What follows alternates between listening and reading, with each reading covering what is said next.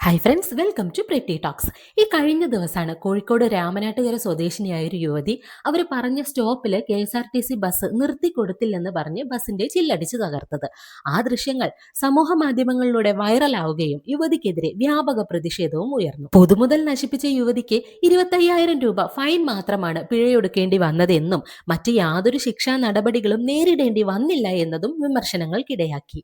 ബസിന്റെ ചില്ല് തകർക്കുന്ന വീഡിയോ സമൂഹ മാധ്യമങ്ങളിലൂടെ പ്രചരിച്ചതിന് പിന്നാലെ താൻ എന്തുകൊണ്ട് അങ്ങനെ ഒരു പ്രവൃത്തി ചെയ്തു എന്നതിനുള്ള വിശദീകരണവുമായി യുവതി രംഗത്തെത്തിയിരുന്നു. യുവതി പറയുന്നത്, പലതവണ ബസ് നിർത്താൻ പറഞ്ഞിട്ടും നിർത്താത്തത് കൊണ്ടാണ് പ്രകോപിതയായി ചില്ല് തകർത്തതെന്നാണ്. അവർക്ക് ആ സ്റ്റോപ്പിൽ ഇറങ്ങേണ്ട എന്തോ എമർജൻസി ഉണ്ടെന്ന് KSRTC ജീവനക്കാരോട് അവർ പറഞ്ഞിരുന്നത്രേ.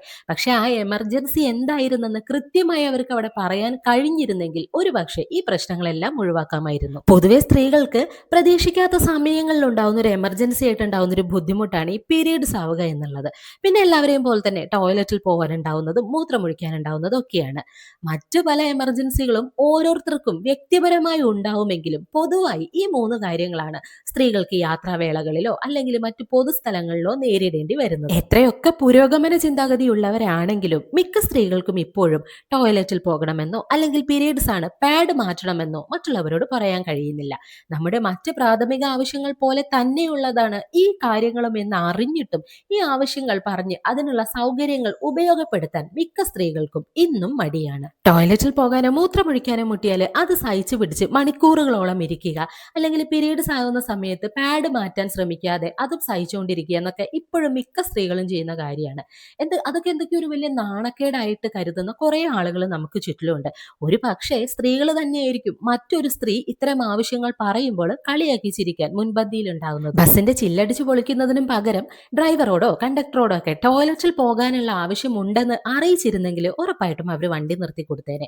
ആ ആവശ്യം പറഞ്ഞിട്ടും അതായത് KSRTC ഉദ്യോഗസ്ഥർ വണ്ടി നിർത്തി കൊടുത്തില്ലെങ്കിൽ പിന്നെ യുവതി ചെയ്തു പോയത് ശരിയെന്ന് സമ്മതിക്കേണ്ടി വരും.